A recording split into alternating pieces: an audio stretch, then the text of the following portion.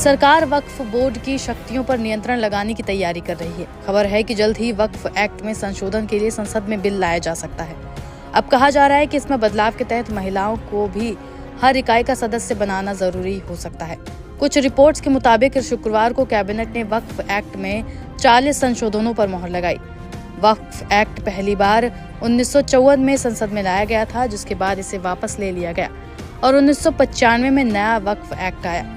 इससे वक्फ बोर्ड को और ज्यादा ताकतें मिल गई थी।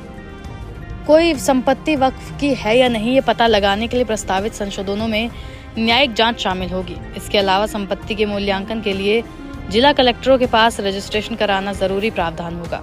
मीडिया रिपोर्ट्स के मुताबिक हर वक्फ बोर्ड के सदस्यों में 2 महिलाओं का शामिल होना जरूरी किया जा सकता है।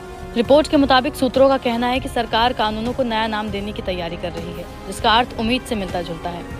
उन्होंने बताया कि शुक्रवार को लगी संशोधनों पर मोहर में वक्फ की संपत्तियों से आए राजस्व और उसे खर्च करने की जानकारी को ऑनलाइन किए जाने की बात भी शामिल है।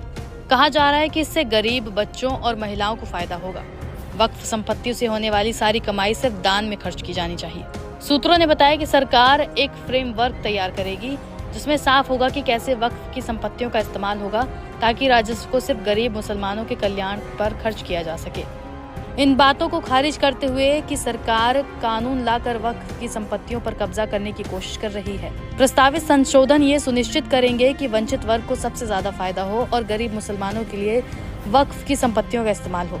रिपोर्ट्स के मुताबिक संपत्तियां वक्फ बोर्ड के पास ही रहेंगी और इनका रजिस्ट्रेशन होगा। साथ ही इन स्थानों का ऑडिट होगा। खास बात यह है कि देश में 30 वक्फ बोर्ड हैं, जिनकी संपत्तियां 8 लाख एकड़ से ज्यादा में फैली हुई हैं। संपत्तियों के मामले में वक्फ रेलवे और सेना के बाद तीसरे स्थान पर आता है। सूत्रों ने बताया कि वक्फ बोर्ड की 8.7 लाख एकड़ अचल संपत्तियां होने के बाद भी राजस्व सिर्फ 200 करोड़ रुपए के आसपास है।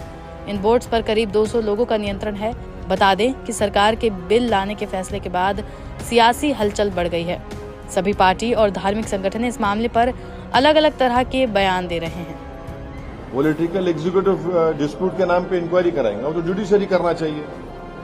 मकसद एक ही है कि वक्फ प्रॉपर्टीज को मुसलमानों से छीन लिया जाए। ये इनका जो शुरू से आरएसएस कोशिश कर रही है, इनका आरएसएस बोलती आ रही 70 साल से, बीजेपी उससे पहले जनसंघ बोलती आ रही है। तो ये तो डायरेक्ट सोचना पड़ेगा, ये जो अलाइज है बीजेपी के, क्या वो मुसलमानों के वक्फ प्रॉपर्टीज को छीनना चाहेंगे?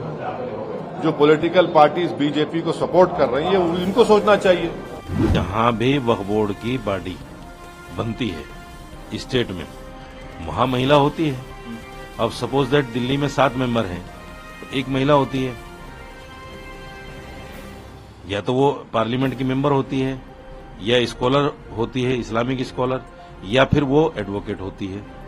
इनमें से कोई भी एक महिला आ जाती है। इतना तो ज्यादा कोटा है नहीं कि 7 लोगों में 5 महिलाओं को रखें, 3 महिलाओं को रखें। तो जो महिलाओं के कोटे के हिसाब से है वो होता